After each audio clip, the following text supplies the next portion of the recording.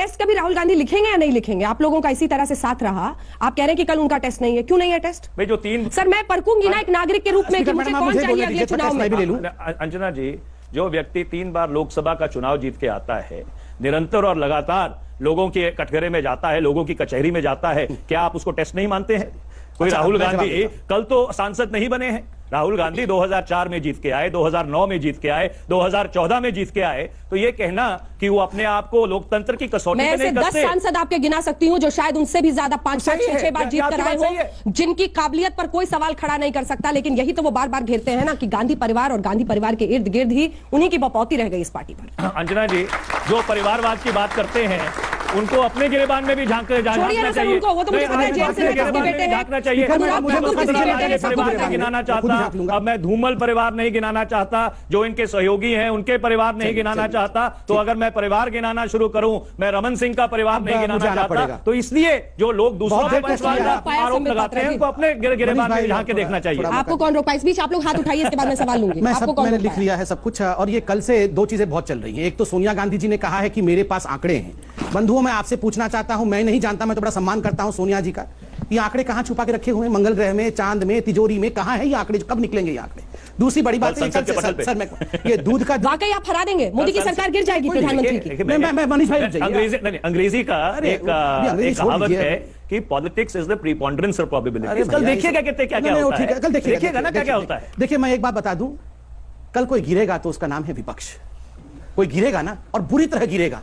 आज तक तो नो कॉन्फिडेंस मोशन इसलिए होती थी कि सरकार को गिराया जाए ना, कल गिरेगा विपक्ष, इतना गिरेगा कि फिर उठ नहीं पाएगा 19 तक, ये भी आप देखिएगा। और दूसरी बात, रुक जाइए मैं कंप्लीट करूं, बहुत सारे मेरे भाई बहुत सारे आक्षेप हुए हैं। एक शब्द बड़ा कल से चला है, दूध का दूध और पानी का पानी हो जाएगा।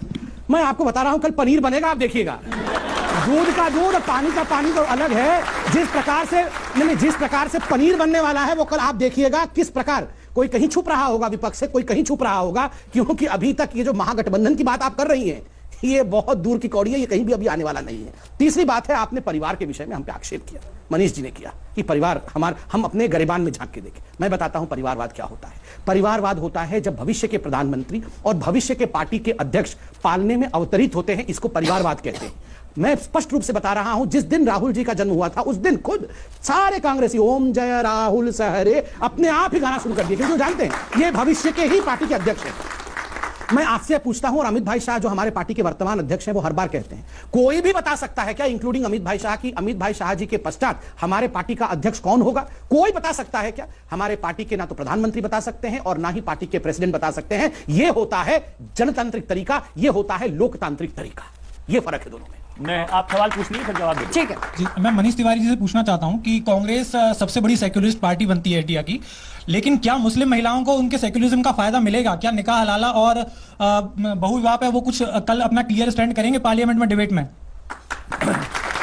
देखिए, पहले तो मैं पनीर का जवाब दे दूं, तो कल क्या कहते हैं, पता लगेगा कि किसका पनीर बनेगा और किसकी पनीरी कटेगी, तो इसलिए कल का इंतजार करना चाहिए संबित पात्रा जी। दूसरा, जहां तक आपने ट्रिपल तलाक या निकाह हलाला की बात की, देखिए ट्रिपल तलाक को लेकर भाजपा वाले क्रेडिट लेने की कोशिश करते हैं।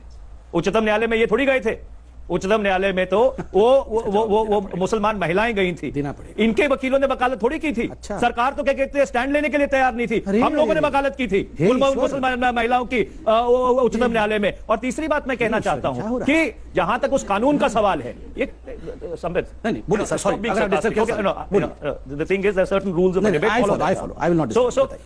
जहां तक आपके ट्रिपल तलाक के कानून का सवाल है, देखिए ट्रिपल तलाक खत्म हो इससे किसी को आपत्ति नहीं है, पर जिस तरह का कानून बनाया गया है उस तरह का कानून किसी मुल्क में पर्सनल लॉ पे नहीं बनता कि किसी की शिकायत के ऊपर कोई व्यक्ति जेल चला जाए, उससे हमको आपत्ति है। ट्रिपल तलाक अबॉलिश हो या निकाह हलाला अबॉलिश हो, उससे आपत्ति नहीं है। उसके बाद इनका सवाल बहुत महत्वपूर्ण सवाल है और कल जरूर संसद के पत्र में उठेगा, इसलिए यहां जवाब देना अनिवार्य है।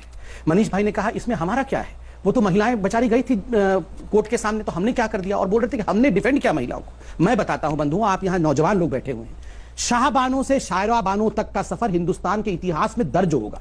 शाहबानो, हमेशा मैं आपकी डिबेट में कहता हूं कि इसको बुलाना नहीं है हिंदुस्तानियों। शाहबानो 70 साल की महिला को घसीट के लाके चौराहे में एक सरकार ने खड़ा किया था, क्योंकि उसको महीने को 62 रुपए, अंग्रेजी में 62 रुपीज कहा था कोर्ट ने कि इसको मेंटेनेंस देना चाहिए। राजीव गांधी जी ने सुप्रीम कोर्ट के फैसले को पलट दिया, क्योंकि मौलाना नाराज हो गए थे और अपीजमेंट की पॉलिटिक्स करनी थी। और वहां से शायरा बानो के साथ आज नरेंद्र मोदी स्वयं खड़े होकर कहते हैं कि नहीं, कोर्ट में हमने एफिडेविट दिया, कोर्ट में कुछ नहीं किया, हमने एफिडेविट दिया। वहीं जहां all India Muslim personal law board ने, यहां मेरी बहनें बैठी हैं, पता है क्या कहा था all India Muslim personal law board ने? All India Muslim personal law board ने कहा कि ट्रिपल तलाक जस्टिफाइड है, क्योंकि महिलाएं कम अकल की होती है, उनकी बुद्धि कम होती है। सरकार ने कहा नहीं, इक्वालिटी, जस्टिस एंड डिग्निटी, इसके लिए हम लड़ेंगे। और नहीं, सुनिए आपके कानून में एक परेशानी है सर, जिसका मैं भी जवाब बहुत बड़े दिनों से मैं फिराक में थी, लगा है हाथ, मौका तो मैं भी पूछ लूं। आपके इस कानून में जब भी किसी पति के खिलाफ ये शिकायत होगी कि उसने एक साथ ट्रिपल तलाक दे दिया है, तो उसको गिरफ्तार कर लिया जाएगा। उस महिला का क्या होगा इस बारे में उसमें कोई जानकारी नहीं है। आप बता दीजिए फिर ऐसे कानून के साथ कैसे आप आगे बढ़ेंगे? इतने बड़े लूपहोल्स आप कैसे छोड़ सकते हैं? उस औरत का के लिए उसके पैसा कहां से आएगा, उसके लालन पालन? अंजना जी, जो व्यक्ति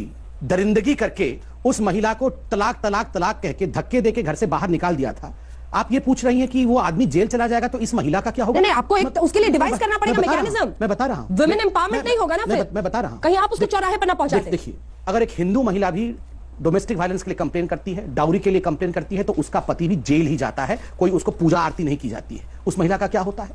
उस महिला का क्या होता है? उसके बच्चे नहीं होते हैं? केवल सारे बच्चे और सारी इसी की चिंता करनी होगी? अरे महिला का सर, पति ही रहेगा तो महिला रहेगी। ये तो पैट्रियार्कल मेंटालिटी है कि पति को जेल ही नहीं भेजना है, पति को जेल ही नहीं भेजना है। अरे उसकी प्रॉपर्टी बेच दो, उसकी प्रॉपर्टी बेच दो, पैसे दो। क्यों नहीं है? ये सारे मेंटेनेंस का प्रावधान है। मेंटेनेंस का प्रावधान, उसी पर तो सवाल। मेंटेनेंस का प्रावधान है, इनका कहना है जेल ही नहीं भेजना है। नहीं, जेल कैसे नहीं भेजेंगे? अभी बताया ना, अभी बताया सर ने, अभी बताया। उनकी अरे सुनिए, और एक बड़ी बात मैं भूल गया था, मेंटेनेंस पर ही सवाल। बड़ी बात तो मैं भूल गया, असली बात में लिखा मैं बोलना भूल गया। ये बोल रहे थे कि इनके वकीलों ने खड़े होकर महिलाओं की मदद की। पता है कौन वकील था?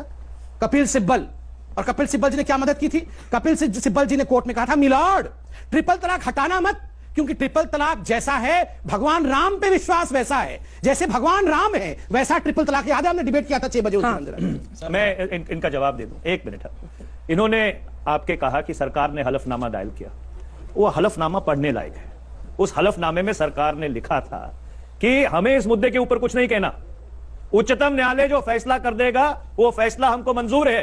इनको कपिल सिब्बल तो याद है, पर इनको सलमान खुर्शीद याद नहीं है, इनको मनीष तिवारी याद नहीं है, इनको बाकी कांग्रेस के वकील याद नहीं है जिन्होंने उन मुसलमान महिलाओं की हिमायत की थी, इनको आरिफ मोहम्मद खान याद नहीं है जिन्होंने उसमें इंटरवीन करके मुस्लिम महिलाओं की वकालत की थी। तो जब कोई कानून बनाया जाता है, आपने बहुत ही गंभीर प्रश्न पूछा था, जब भी कोई कानून बनाया जाता है उस कानून का मकसद होता है कि वो रचनात्मक हो, वो महिला सशक्तिकरण करे, वो समाज की भलाई करे। तो इसलिए आपको पुरुष के जेल जाने से कोई दिक्कत तो नहीं है? क्लियर कर दीजिए, इतना बड़ा मौका है, सब लोग सुन रहे हैं। देखिए, ऐसा है कि जो आपने सवाल उठाया था वो बुनियादी सवाल है कि क्या मेरे सवाल का जवाब नहीं दे, क्या आप ऐसा कानून बनाएंगे, जेल जाना सही है ना? आप क्या ऐसा कानून बनाएंगे कि महिलाओं को डेस्टिट्यूशन के करार पे खड़ा कर देंगे, पूरे परिवार तबाह कर देंगे? नहीं, उनके लिए मेंटेनेंस जरूरी है, लेकिन पुरुष का जेल जाना सही है नहीं? सर एक बार स्टैंड तो बता दीजिए। अंजना जी, आप शिकायत करें अपने पति के खिलाफ, उसको जरूर जेल भेजिए, पर अगर कोई तीसरा व्यक्ति शिकायत करे राजनीतिक द्वेष की वजह से, किसी और कारण से, तो मैं आपसे पूछना चाहता हूं कि किसी के जाति मामले में किसी तीसरे आदमी को दखल देने का हक है कि नहीं? जब मियां बीवी राजी तो क्या करेगा काजी? इन्होंने पूरी जनता को काजी बना दिया है। कोई आदमी जाके किसी के खिलाफ शिकायत कर दे तो आप उसको उठा के बंद कर दीजिए। छोटा सा जवाब, क्योंकि अब मैं इनके सवाल लेना चाहता हूं। बहुत महत्वपूर्ण। देखिए, आपने कल एक डिबेट किया था, एक निदा खान नामक महिला है, पढ़ी लिखी है, बहुत सम्भ्रांत परिवार में ब्याही गई थी, उसके खिलाफ ट्रिपल तलाक बैन होने के बावजूद उसके साथ जो जाती हुई, ये कह दिया गया कि तुम अगर मर जाओ, अगर ये मर जाए तो इसको 2 गज जमीन दफनाने के लिए नहीं दिया जाए, और ये अगर बीमार हो तो इसके दवाई तक कोई नहीं दिया जाए। इतना कुछ होते हुए, इस देश में लोकतंत्र होते हुए भी आप देखिए, मैं उसे अबला कभी नहीं कहूंगा क्योंकि वो पढ़ी लिखी बहुत स्मार्ट महिला है, उसके साथ तक लोकतंत्र खड़ा नहीं हो पा रहा है। और आप कह रहे हैं कि पुरुषों को प्रोटेक्शन देना है, और उसके पति बहुत बड़े मुस्लिम परिवार से आते हैं, कोई साधारण व्यक्ति नहीं। और दूसरी बात, मनीष जी, आपसे मुझे ये एक्सपेक्टेशन नहीं था, आप एक बहुत बड़े वकील हैं, आपने वो एफिडेविट पढ़ा होगा जो भारत की सरकार ने कोर्ट में रखा था। उस एफिडेविट पे क्लियरली लिखा हुआ है कि हम ट्रिपल तलाक नहीं चाहते हैं, हम चाहते हैं कि वो बैन हो और जस्टिस, इक्वालिटी और डिग्निटी ऑफ वुमेन के बारे में, और उन 22 देशों का जिक्र भी किया गया था जो इस्लामिक देश हैं और जहां ट्रिपल तलाक नहीं होता है, वहां आर्बिट्रेशन होता है, उन देशों का डेमोटाइजेशन से गरीबों को ज्यादा नुकसान हुआ है। तो सर मैंने एक न्यूज में देखा था, उसमें राहुल गांधी जी एक कुर्ते में थे, फटा हुआ था। तो मेरा कहने का मतलब ये है, क्या वो गरीब फैमिली से हैं या फिर ऐसे कांग्रेस, इससे ये सिद्ध होता है अगर वो गरीब फैमिली से हैं तो ठीक है, या फिर इससे ये सिद्ध होता है कि कांग्रेस वाले केवल दिखावा ही करते हैं या फिर काम भी कुछ करते हैं? मैं आपने एक बहुत संवेदनशील सवाल पूछा है और मैं एक उदाहरण से इसका आपको जवाब देता हूं। जब नोटबंदी की गई तो जो मेरा पूर्व संसदीय क्षेत्र है लुधियाना, उसमें सबसे बड़ा रोजगार कपड़े का है और छोटे छोटे कारीगर कपड़े बनाते हैं। उस अकेले एक शहर में 5 लाख लोग बेरोजगार हो गए थे और उस नोटबंदी की जो मार है, चाहे वो लुधियाना हो, चाहे तिरुपुर हो, चाहे ऐसे भारत के शहर हो जहां पे छोटे छोटे दस्तकार अपने हाथ से कमाई करते हैं, आपने बिल्कुल उनका जो बिजनेस है उसको तहस नहस कर दिया। और उसके ऊपर जब आप जीएसटी लेके आए तो सोने का सुहागा हो गया, पूरे शहर के शहर बर्बाद कर दिए ये नोटबंदी और इनकी जीएसटी ने। ये वास्तविकता है। मुझे 10 सेकंड छोटा सा देखिए, इनका बड़ा मेरा छोटा, ऐसा क्यों? जिससे सवाल होगा उसको बड़ा, जिससे सवाल होगा वो बड़े आदमी हैं तो ये छोटे में ही बड़े का जवाब ऐसा नहीं, आप हमारे खिलाफ विश्वास प्रस्ताव ला रहे हैं तो बड़ा तो हमें करना चाहिए। खैर, ये दिखाता है कि आपका जो अविश्वास है उसमें दम नहीं है, तभी हम छोटे में ही सेटिस्फाई कर दे रहे हैं। चलिए, अब दूसरी बात है। एक बहुत विचित्र बात हुई है, इन्होंने कहा जीएसटी के कारण शहर के शहर बर्बाद हो गए। देखिए, आप सब संभ्रांत कॉलेजों से हैं, बहुत इन विषयों को फॉलो करते हैं। जीएसटी काउंसिल में कांग्रेस के राज्य शासित जो कांग्रेस राज्य है उनके भी सदस्य हैं, उनके भी फाइनेंस मिनिस्टर्स हैं, और जिस समय जीएसटी पारित हुआ उस समय भी काउंसिल में कांग्रेस शासित राज्य ज्यादा थी उस समय। उसके बाद हमने उनको परास्त किया, वो अलग बात है। एक बार भी कांग्रेस के शासित राज्यों के फाइनेंस मिनिस्टर ने यह कहा कि शहर के शहर बर्बाद हो गए इसलिए हम इस क्लॉज के साथ सहमत नहीं है? नहीं। बंद कमरे के अंदर अभी तक आपको जान के आश्चर्य होगा कि एक भी डिसीजन जीएसटी पे बिना कॉन्सेंसस के नहीं हुई है। सब कुछ इन्होंने भी हाँ कहा है, हमने भी हाँ कहा है, और यहां शहर के शहर बर्बाद, दरवाजे के पीछे बर्बाद शहर नहीं, बर्बाद अंजना जी, बर्बाद शहर नहीं हुआ है, बर्बाद कांग्रेस हुई है। मुझे एक बात बताइए कि अगर जीएसटी इतना ही बढ़िया था तो पहली जुलाई 2017 को आपने लागू किया, संसद में आपने बहुत बड़ा प्रदर्शन किया। भाई, किसी मुल्क में आपने देखा है कि कर लगाने के ऊपर सेलिब्रेशन होती है, लोगों के जेब से पैसा निकालने में सेलिब्रेशन होती है? और अगर वो जीएसटी इतना ही अच्छा था तो अक्टूबर में सरकार को अनेक चीजों के ऊपर जीएसटी कम क्यों करना पड़ा? 24% से 16% क्यों लेके आए? 16% से 8% क्यों लेके आए? तो अगर वो जीएसटी इतना ही अच्छा था, अगर आपको इतना ही भरोसा था अपने कर के ऊपर, तो आपको क्रियान्वित करना पड़ा था। क्योंकि इतना बड़ा आंदोलन हुआ मुल्क में, उसके कारण आपको अपना कर वापस लेना पड़ा। एक लाइन में मुझे बोलने को दिया जा रहा है। पहली बात तो मनीष भाई, कर लगाने पे सेलिब्रेशन नहीं हो रहा था, कर घटाने पे सेलिब्रेशन हो रहा था। 17 टैक्सेस वे सबस्यूम्ड इनटू वन। अंग्रेजी में आपने भी कहा, मैं गांव का छोरा हूं, थोड़ा अंग्रेजी जानता हूं। 17 करों को एक कर में परिवर्तित कर दिया गया, यह ऐतिहासिक घटना थी। दूसरी बात है, आपने यहां पर कहा कि जीएसटी के जो कर के रेट्स थे, स्लैब्स थे, वो परिवर्तित क्यों किए गए? इसी को तो संवेदनशीलता कहते हैं, इसी को तो मातृपक्ष कहते हैं। मातृगुण क्या होता है? अगर जनता कहती है कि इससे हमें लाभ होगा, सरकार तुरंत बिना एक पल गंवाए उसको जनता के अनुरूप कर देती है। यही तो संवेदनशीलता है। संवेदनशीलता के लिए ये कहते हैं कि हम संवेदनशील हैं जनता की बातों को लेकर। इनका कहना है कि देश का, जिससे शुरुआत की थी इन्होंने, भरता बना दिया। लेकिन कुछ और सियासी बोल आपको सुना देते हैं, फिर चर्चा आगे लिए चलेंगे और इसके बाद सिर्फ सवाल होंगे इन लोगों के। सुनिए। जिनका कॉन्फिडेंस सड़क के लोगों का कॉन्फिडेंस जिन पर नहीं रहा, जिन लोगों पर नहीं रहा, वो लोग जो है वो संसद में कॉन्फिडेंस का एक औपचारिकता पूरी करना चाहते हैं और करें, उसमें कोई दिक्कत नहीं है। दूध का दूध पानी का पानी हो जाएगा। मकसद और मंशा भी साफ हो जाएगी कि विपक्ष ने पिछले जो सत्र को वॉश आउट किया इस नाम पे, तो इनके पास इनके तर्कश में कौन से तर्क थे या तुक्के थे वो पता लग जाएंगे। अब चूंकि ये पहला अविश्वास प्रस्ताव है तो पिछले 4 साल का जो उनका असफलताएं, उसको उजागर करने का मौका मिलेगा। मैं इसका स्वीकार किया जाना विपक्ष की बड़ी जीत मानता हूं। उसका कारण ये कि मौजूदा मोदी सरकार अपने भ्रष्टाचार पर, अपनी असफलताओं पर चर्चा नहीं होने दे रही थी। सदन का स्थगन हो जाता था, वातावरण वो बना देते थे, या फिर वो भागते थे उन सब चीजों से। तो देखिए, अब देखना है कि वो क्या करते हैं। देश की जनता जो है वो परेशान है।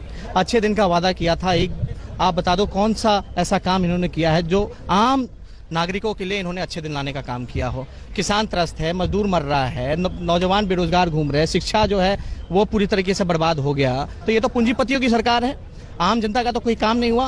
अविश्वास प्रस्ताव आता है, जो होगा वो तो होगा, लेकिन जब भी ये चुनाव होगा उसमें मोदी सरकार दोबारा नहीं आती। पूरे देश को मालूम है कि हमारे पास नंबर है, पूरे देश को मालूम है कि एनडीए मजबूत है और अविश्वास प्रस्ताव का क्या होना है ये देश को मालूम है।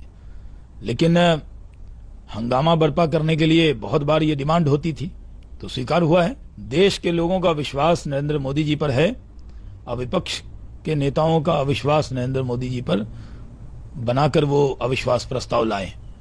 लेकिन देश के 125 करोड़ लोग नरेंद्र मोदी जी पर विश्वास करते हैं और पार्लियामेंट में भी हमारे पास अच्छी संख्या बल है और इस अविश्वास प्रस्ताव का क्या हश्र होगा ये विपक्षी नेताओं को भी मालूम है। पता नहीं मनीष जी आपने तस्वीर देखी या नहीं प्रमोद तिवारी के पीछे की, इंदिरा गांधी से लेकर उसमें राजीव गांधी, सोनिया गांधी, राहुल गांधी, फिर प्रियंका भी जो पार्टी में शामिल भी नहीं हुई है। कितने गैर गांधी परिवार के प्रधानमंत्री आपके इस देश में हुए। किसी की फोटो लगाना फिर माना जाता है कि लॉयल्टी नहीं है गांधी परिवार को। क्या ये वो सबसे बड़ी परेशानी नहीं है आपकी पार्टी की? आप तो एक वकील हैं और आप उस परिवार से भी नहीं है, लेकिन कौन बोलेगा ये? क्या ऐसा सवाल कोई उठा सकता है कांग्रेस पार्टी? मुझे अंजना जी एक बात का जवाब दीजिए कि गांधी परिवार के जितने प्रधानमंत्री हैं उनको क्या मनोनीत किया गया था? वो क्या डिक्टेटर थे? उनको क्या मुल्क के ऊपर थोपा गया था? अगर पंडित जवाहरलाल नेहरू इस देश के प्रधानमंत्री बने तो 1952 से लेकर 1962 तक जितने चुनाव हुए वो कांग्रेस पार्टी 2/3 बहुमत से जीती। अगर श्रीमती इंदिरा गांधी 1966 से लेकर और 1984 तक इस देश की प्रधानमंत्री रही तो निरंतर और लगातार लोगों ने उनको चुना। क्यों चुना? सम्मान की बात कर रहे थे कि नरसिम्हा राव की तस्वीर क्यों नहीं लगी हुई थी पीछे? मुझे एक बात, इतने प्रधानमंत्री हुए। नहीं, मुझे एक बात बताइए कि प्रियंका गांधी क्या है सर आपकी पार्टी में? इसलिए बहुत इंपॉर्टेंट सर प्रियंका गांधी क्या है आपके पार्टी में? देखिए ऐसा है, वो प्रमोद तिवारी जी की आस्था है। ये सवाल यही आस्था पर तो सवाल है सर। ये सवाल आस्था पर सवाल है। ये सवाल ये युवा पूछेगा ये सवाल। ये सवाल कितने लोग मेरे सवाल से सहमत है? हाथ उठाइए। ये सवाल के सर गिन लीजिए अगर एक भी लड़का यहाँ है, बच्चा हो जिसने हाथ ना उठाया हो। मुझे एक बात, मैं आपको चैलेंज करती हूँ सर। पर अंजना जी मैं आपसे ये वो मौलिक सवाल है जो आप लोग छोड़ रहे हैं। मैं आपको एक सवाल पूछना चाहता हूँ नरेंद्र मोदी अगर के लिए लड़ाई आसान बना रहे हैं। अगर श्री राजीव गांधी इस देश के प्रधानमंत्री बने तो उनको इस देश ने 425 सीट दी थी। 425 सीट देकर भारत का प्रधानमंत्री बनाया था। अगर श्रीमती इंदिरा गांधी इस देश की प्रधानमंत्री बनी तो उन्होंने बांग्लादेश की लड़ाई जीती थी, पाकिस्तान का विभाजन किया था, जो पूंजीपति थे उनसे बैंक छीन के भारत की जनता को दिए थे, जो प्रीवी पर्सेस थे रजवाड़ों के जो इनकी पार्टी में सारे उस समय घुसे हुए थे उनसे प्रीवी पर्स छीन के वो पैसा भारत की जनता को दिया था। ऐसे नहीं प्रधानमंत्री बने थे कि ऊपर से थोप दिए गए। मुझे आना पड़ेगा। आइए एक ऐसा शब्द आ गया। अंजना जी आपने शायद ध्यान नहीं दिया है। जयंत सिन्हा किसके बेटे हैं सर? मैं सब उत्तर दूंगा। मुझे जयंत सिन्हा 5 सेकंड दीजिए। अनुराग ठाकुर मैं सबका उत्तर दूंगा, सबका उत्तर दूंगा। छोड़िए सर, पुरानी बात हुई जब आप बोल सकते थे परिवारवाद के खिलाफ। अंजना जी शायद आपने ध्यान नहीं दिया हो, एक मनीष भाई के क्योंकि वकील है इनके एक एक शब्द नपे तुले होते हैं। एक फ्रेज पे मैंने ध्यान दिया है और मुझे आज बुरा लगा है। इन्होंने कहा, जब आपने पूछा कि प्रियंका गांधी आपकी पार्टी में क्या है, जो प्रमोद तिवारी जी ने प्रियंका जी की तस्वीर लगा रखी थी, पता इन्होंने क्या कहा? इन्होंने कहा प्रमोद तिवारी जी की आस्था हो सकती है।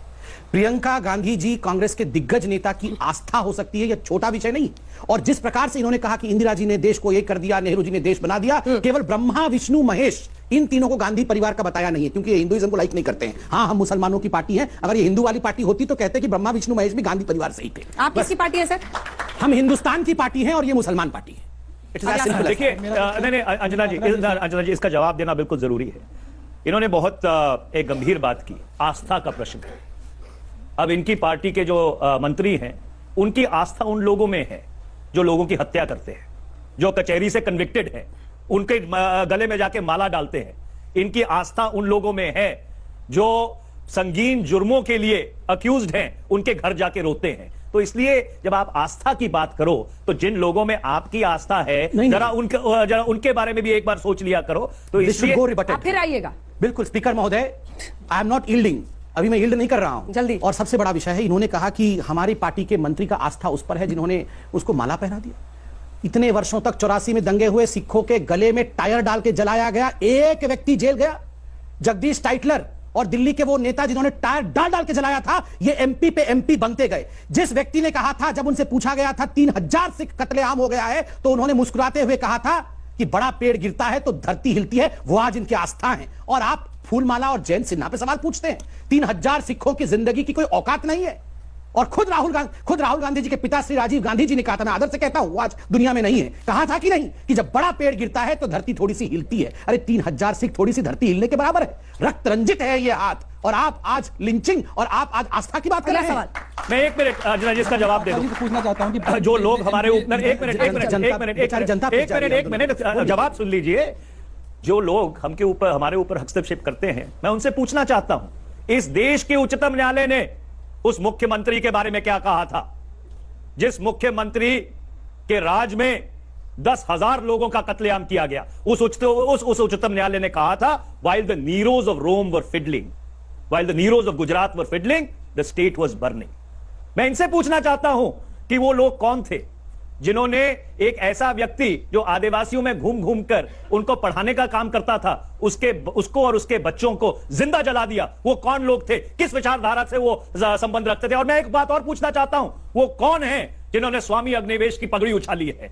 वो कौन से मंत्री हैं जिन्होंने उनका समर्थन किया है? अगर इनकी बात में एक दम होता तो जिस मंत्रियों ने, झारखंड के जिन मंत्रियों ने उन लोगों का, उन गुंडों का समर्थन किया था, जिन्होंने स्वामी अग्निवेश की पगड़ी उछाली है, उनका मंत्रालय से बर्खास्त करना चाहिए। अविश्वास प्रस्ताव में 2002 के दंगों को लाने का काम किया गया है। स्पीकर महोदय, ये बहुत महत्वपूर्ण है, इस पर जरूर देश को विश्वास में लेना पड़ेगा। 2002 के विषय को पुनः कांग्रेस आज अविश्वास प्रस्ताव में लेकर आई है। और मैं बताना चाहूंगा, खुद सोनिया गांधी जी ने गुजरात में खड़े होकर प्रधानमंत्री श्री नरेंद्र मोदी जी उस समय मुख्यमंत्री थे गुजरात के, उनको मौत के सौदागर कहने का काम किया था। मैं आज आपसे सवाल पूछता हूं, मनीष जी, आप तो वकील हैं, आप फॉलो करते हैं कोर्ट प्रोसीडिंग्स। 20 लोगों को फांसी की सजा हुई 2002 के लिए, 10 को सुप्रीम कोर्ट ने लाइफ इंप्रिजनमेंट किया, और एक भी व्यक्ति को 84 के लिए फांसी की सजा हुई क्या? एक भी व्यक्ति को हुई क्या फांसी की सजा? क्यों नहीं हुई? किसने? स्टूडियो में टीवी डिबेट में बात कहां से कहां पहुंच गई है, तो आप अंदाजा लगा सकते हैं कि अविश्वास प्रस्ताव के दौरान क्या होगा। अब जनता की बारी है, इनके सवाल होंगे, छोटे छोटे सवाल, जल्दी जल्दी पूछे। मेरा सवाल संबित सर से है। सर, कर्नाटक में जब आप बहुमत नहीं ला पाए तो क्या गारंटी कि कल आप ले आएंगे? कर्नाटक में सरेंडर करना पड़ा था। बैठिए, अच्छा सवाल है। कर्नाटक में जहां तक बहुमत का सवाल है, कर्नाटक में हम 40 से किस प्रकार छोटा जवाब में 40 ज्यादा सवाल। और कर्नाटक में बंधु, आपने देखा है जहर कौन पी रहा है? कल वही जहर पी रहे हैं। अगला सवाल, जो कर्नाटक में जहर पी रहा है वही जहर पी रहा होगा। अगला सवाल सर, एनपीए बैंक में इतना इंक्रीज हो रहा है, गवर्नमेंट उसके लिए करेक्टिव एक्शन कब तक ले पाएगी? बैंकों की हालत खस्ता है, उस पर क्या कर रहे हैं, इकोनॉमी पर क्या कर रहे हैं? 2 लाइन का जवाब। 2 लाइन में जवाब देना है? सर, छोटा क्योंकि मैं जाती हूँ ज्यादा से ज्यादा सवाल। बैंकों की एनपीए का तो गिफ्ट इन्होंने दिया है। हम सब देखिए, एक 2 लाइन में इतना कह पाऊंगा। कितने गड्ढे भरे? बिल्कुल सिंपल, आपने कहा 2 लाइन। देखिए, साधारण शब्दों में ये लोन देने का काम कर रहे थे बिना कोलैटरल के, हम रिकवरी एजेंट का काम कर रहे हैं, हम ले रहे हैं, ये दे रहे थे। अगला सवाल। सर, मेरा सवाल बीजेपी से है। हाँ। सर, मेरा सवाल ये है, जिस साल बीजेपी यूपी में आई थी, किसानों का पेमेंट टाइम पे आ रहा था। एक्चुअली सर, मेरे पापा भी किसान है, इसलिए मैं आपसे सवाल कर रहा हूँ। हमारा आखिरी पेमेंट फरवरी में आ गया, उसके बाद सर हमारा कोई पेमेंट नहीं आया। तो सर, अगर आपकी आखिरी सैलरी फरवरी में आई हो, उसके बाद आपका कोई इनकम ना हो, तो आप अपना घर कैसे चलाएंगे? तो सर, किस चीज की खेती करते हैं वो? सर, हमारी गन्ने की भी है। अच्छा, गन्ने की, मैंने बिल्कुल सही कहा आपने। देखिए, आपने ये भी सही कहा कि जब बीजेपी की सरकार होती है तो टाइमली पेमेंट होता है, और इस बार फरवरी तक आई है, और जो बाकी पेंडिंग था वो क्लियर हो चुका है। और सबसे खुशी की बात है कि जो प्रीवियस गवर्नमेंट्स की भी पेंडिंग थी वो भी हम ही क्लियर कर रहे हैं। सर, अविश्वास प्रस्ताव मनीष जी से सवाल है। हाँ सर, मेरा मनीष सर से ही सवाल है कि अविश्वास प्रस्ताव लाने का अब रीजन क्या है? क्या जनता को भटकाना है या वोट बैंक को बढ़ाना है? रीजन बता दीजिए बस। रीजन बड़ा साफ है।